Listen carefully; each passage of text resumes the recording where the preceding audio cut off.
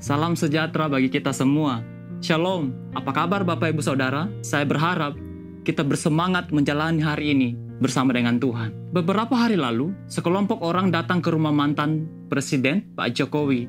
Mereka meminta dia menunjukkan keaslian ijazahnya. Apakah isu bahwa ijazah Pak Jokowi itu palsu adalah berita benar?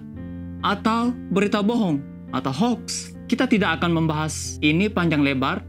Namun, hal semacam ini pernah terjadi 2000 tahun lalu. Tercatat di dalam kitab Matius pasal 28 ayat 11-15, di mana ada sekelompok orang yang telah bersepakat untuk memberitakan hoax mengenai Yesus dengan menyatakan bahwa mayatnya telah dicuri oleh para muridnya. Siapakah orang ini? Mereka adalah para rohaniawan, pemimpin-pemimpin agama, yakni imam-imam kepala dan para tua-tua.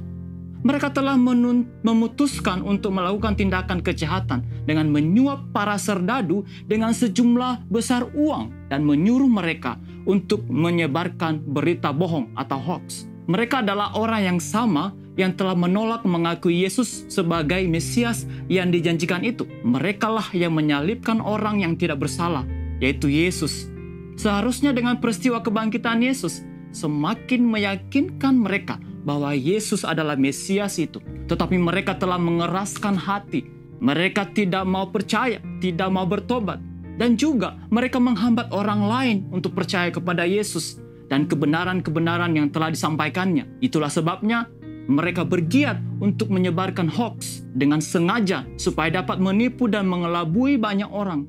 Hingga pada akhirnya cerita palsu ini telah tersiar di antara orang Yahudi sampai hari ini. Bahkan pada zaman sekarang ini, saya masih mendengar ada orang-orang yang menyatakan bahwa Yesus tidak disalib, Yesus tidak mati, Yesus bukan Tuhan, hanya sekedar nabi, manusia biasa. Apakah Bapak Ibu Saudara pernah mendengar berita seperti ini? Padahal faktanya, Yesus adalah Tuhan yang telah disalibkan, yang dikubur pada hari ketiga dia bangkit dan hidup selamanya. Dia telah mengalahkan kematian dan maut. Dia Mesias itu. Dia juru selamat dan Tuhan bagi semua manusia yang berdosa, bagi saudara dan saya. Kebangkitan Yesus dari kematian telah disaksikan oleh banyak orang. Salah satu adalah para wanita yang melihat langsung bahwa Yesus telah hidup kembali. Tercatat di dalam kitab Matius pasal 28 ayat 1-10. Setelah mereka menyaksikan peristiwa itu, mereka segera pergi dari kubur itu dengan takut dan dengan sukacita yang besar dan berlari cepat-cepat untuk memberitahu kepada murid-murid Yesus. Dengan sukacita, mereka berlari memberitakan berita yang benar atau fakta mengenai Yesus. Hal yang perlu kita renungkan hari ini, apakah saudara mau menjadi pemberita kabar benar seperti para perempuan itu? Atau mau menjadi seperti para serdadu atau para imam kepala atau para tua-tua itu? Jadilah pemberita kabar benar, yaitu bahwa Yesus mengasihi semua orang di dunia ini tanpa terkecuali. Mengasihi mereka yang berdosa dengan mengorbankan dirinya mati disalibkan untuk mereka, untuk kita semua. Pada hari ketiga, dia bangkit, hidup dan menjadi pengharapan bagi kita bahwa dia telah mengalahkan dosa dan maut. Itu adalah kabar yang benar.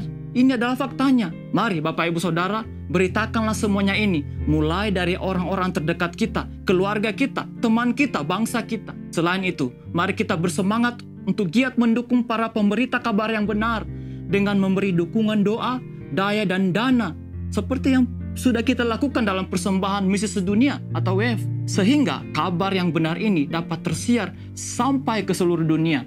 Jika saudara adalah orang Kristen, murid Yesus, ayo mari kita bergiat berlari memberitakan kabar yang benar ini secepat-cepatnya seperti yang dilakukan oleh para perempuan itu.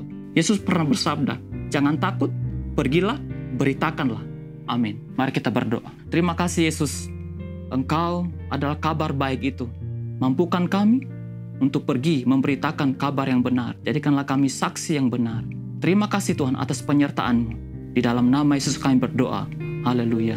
Amin.